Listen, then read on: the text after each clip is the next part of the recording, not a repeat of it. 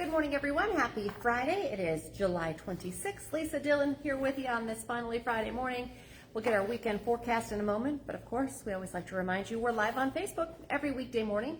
It stays on your feed, though, throughout the day, so you can watch it whenever it works best for you. Plus, we make it into a podcast when we're done. You can find that at inform.com/podcast. Just look for the Inform Minute. All right, you've been forecasting this real hot blast of weather, and blast is key. It's going to be blasting hot air with the wind. Yep.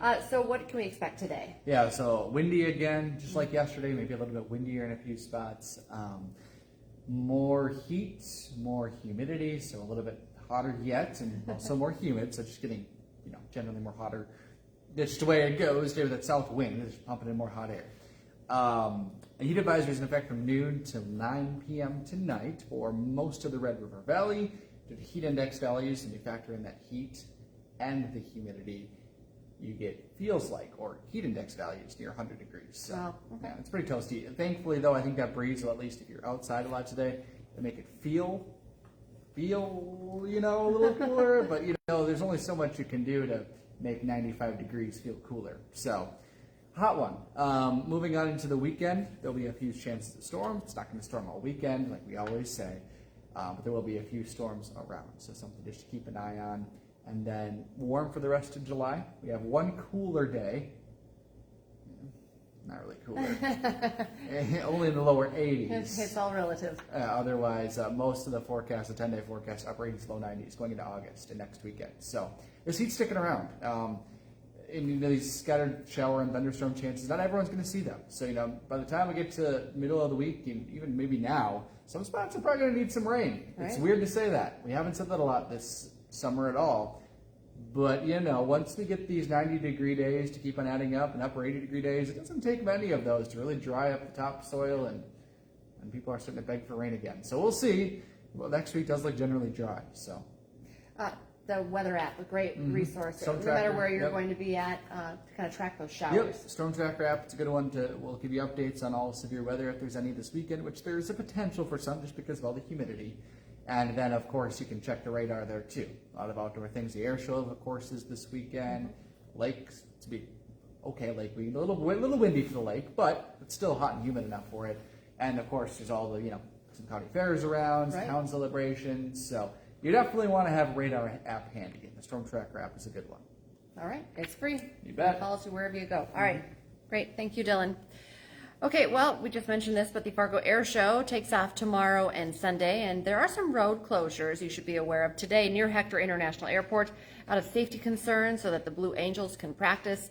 The closed roads include 19th Avenue North between Dakota Drive and 18th Street North, Dakota Drive between 19th Avenue North to 12th Avenue North, and 15th Avenue North between Dakota Drive and 18th Street North, and 32nd Avenue North just west of University Drive North. All of those will be marked off, but just a heads up if you're going to be driving around that area. Fargo City Commissioners are at odds this morning over just how much taxpayer money they need to run the city, with one commissioner calling the new budget proposal a runaway train of spending. Mayor Tim Mahoney revealed his preliminary budget of about $133 million. That's up 11.5% from last year's budget.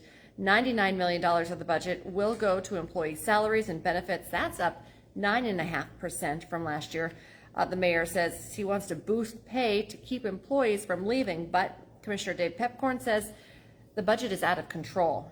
Commissioners, of course, will still debate the budget for a few weeks. They're expected to vote on a final budget by September 20th.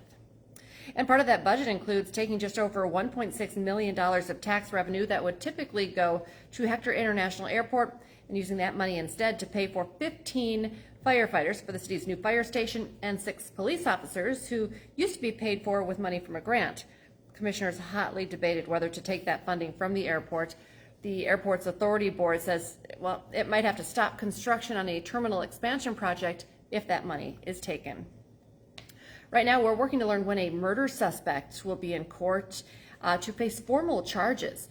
Moorhead police now say they arrested 35-year-old Jamal Ahmed of Moorhead for the murder of 37-year-old Frankie Torres. Ahmed is accused of shooting Torres in the head in the parking lot of a apartment complex early Wednesday morning. That's a story we broke for you on First News.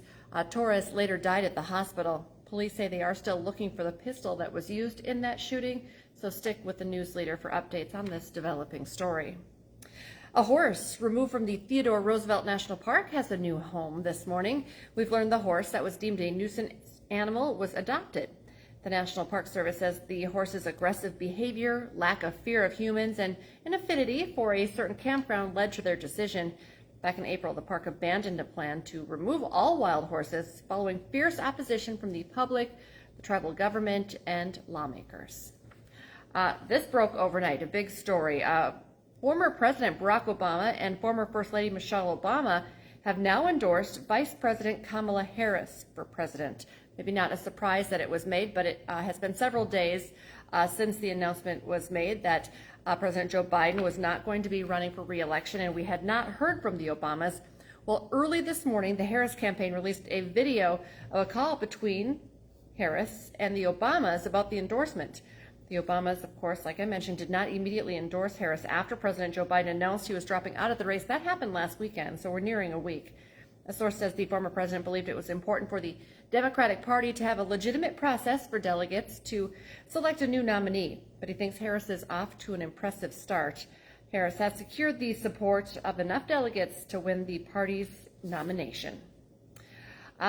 Recent weather, all this wind, super strong winds yesterday, today. It's actually canceled a few shows at Trollwood, but don't worry, they're going to be back up, hopefully getting everybody in to see the Addams Family before production ends for the season.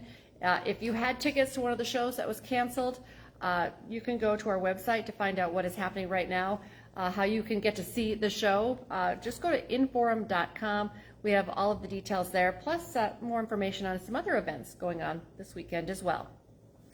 An all-access pass to all these news, weather headlines, you can find that at inforum.com. A great time to get your subscription right now. Just go to inforum.com/subscribe and check out the deals that we have for you. And join us for our next newscast coming up here at 11 this morning. And we have you covered this afternoon as we wrap up the work week 4, 5, 6, 9, and 10. Be sure to join First News weekend mornings this weekend, and we'll be back Monday morning from 5 to 7. Have a great weekend, everyone.